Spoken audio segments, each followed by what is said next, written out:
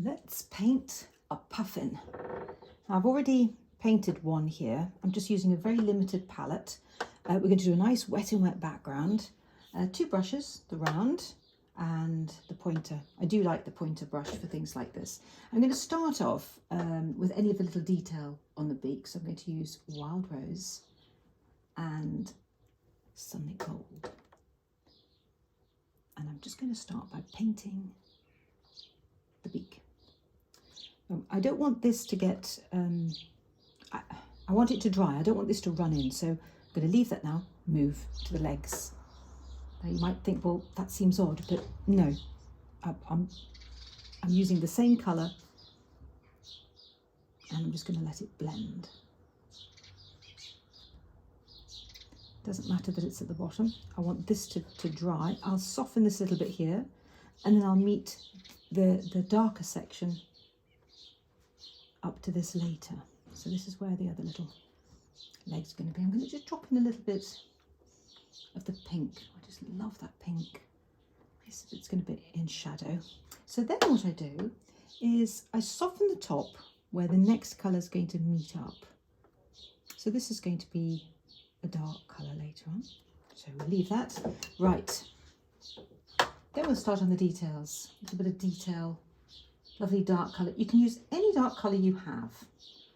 Whatever dark colour you have is fine, but it does need to be a lovely dark colour. Let's get that little eye in. That is gorgeous. Now I'm going to soften that in a minute. I'll just let it settle. And then I can see a big shape here. And again, that won't be a hard edge. I'm going to kind of soften that in a moment. This will be a hard edge. I need the shape of the bird's head. I'm going to come over here and then the back here. That needn't even meet up. Okay, now I'm going to get some water. I want to be quite cautious here. I want to create a little pathway here, very gently, to give the shape of the eye socket. And I'm just going to wet this side of the face. And if I just catch that, I'm just inviting that colour to move. So unlike the little wader we did, this has some lovely wet into wet work in it, which is quite exciting to do. I'm going to link these two sections up. They'll blend just a little, and that's what I want. I want this to look like a watercolour. I want it to look a little bit blended. Okay, so a little bit of, let's have a look at dark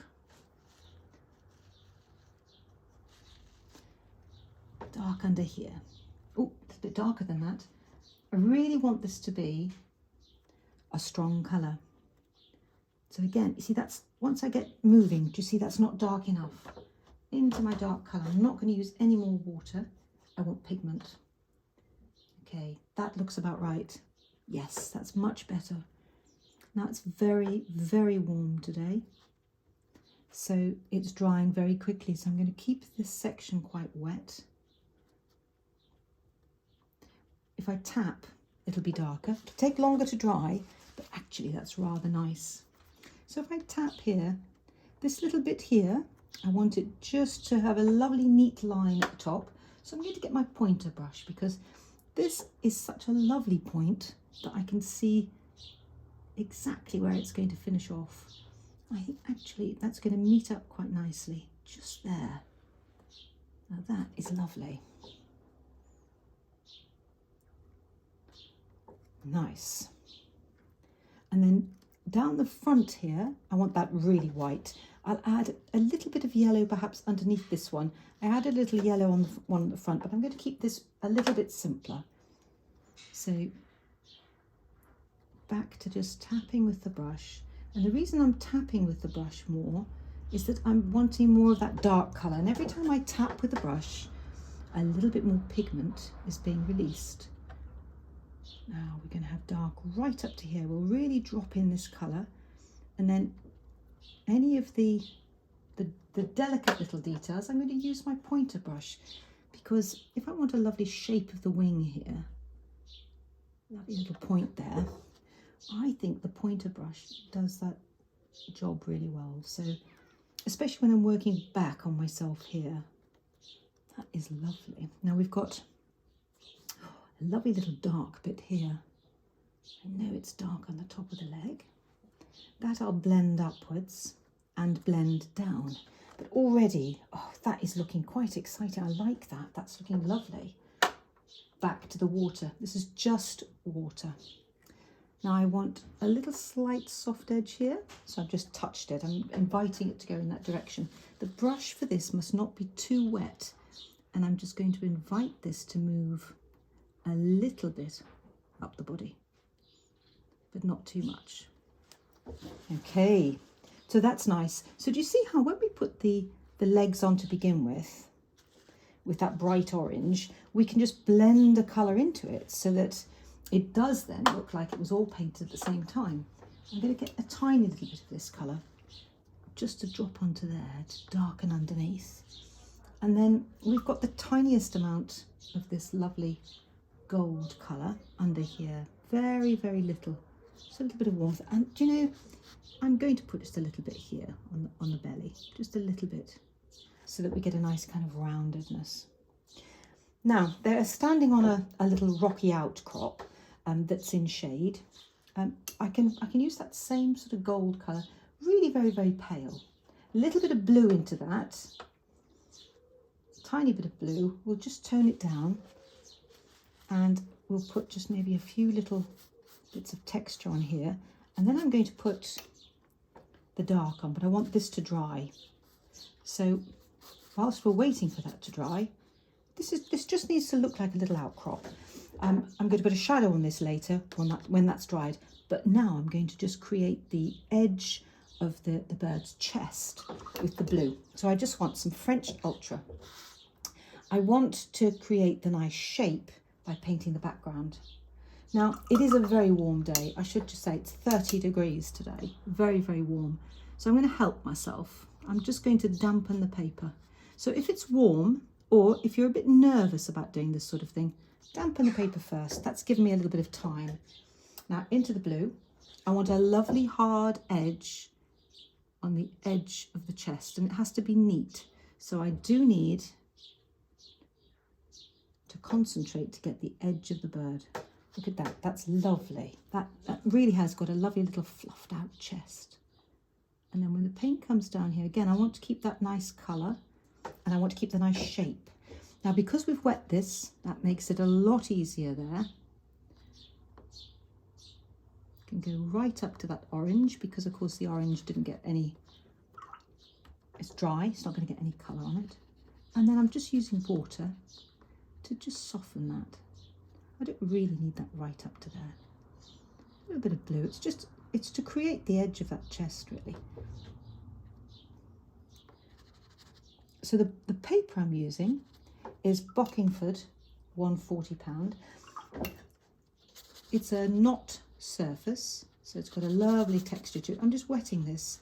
Again, it's because it's a very warm day. I wouldn't normally bother to do this, but it is drying very quickly today.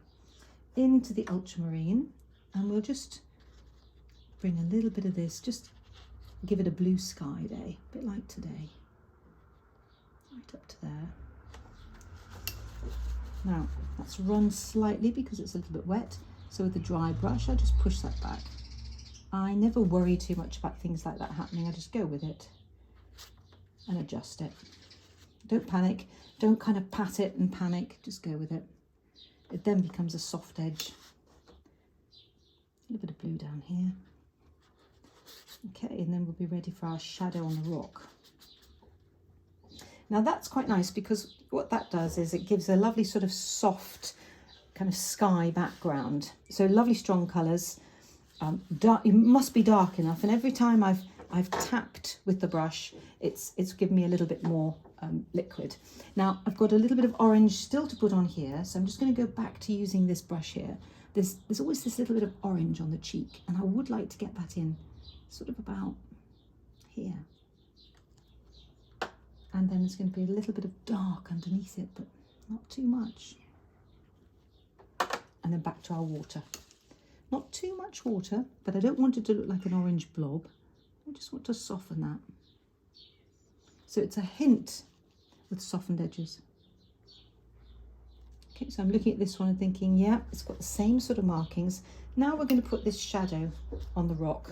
I'm hoping that if the background's a little bit wet, it's just going to run a little bit, but let's just go for it. So the shadow, we're just going to use that same dark colour. I'm going to take it down the edge of the rock, so somewhere here. That's rather nice. Under that foot there. And then this little one, his little foot here, and then this little foot up to the edge of that rock and over the back. So he now looks like he's sitting on the top of a rock. And let's just enhance that here. Let's create a rock here. So we'll just, something like that, into the water, soften that here. It's just to give the impression that they're on some sort of rocky cliff that's got some sunshine, so that they're not floating really, and they're not on a smooth surface, because of course puffins do cling onto rocks and things. They're not waders like this bird. So this bird's got a lovely shadow on the smooth surface. You could then enhance this by putting water, but with something like this they need a nice rocky outcrop. So there we are, very simple colours. Let the paint do the work for you. One brush has the water, one brush has the main body of the paint, and then I like to use those pointer brushes to add and drop in detail. So, puffins, have a go.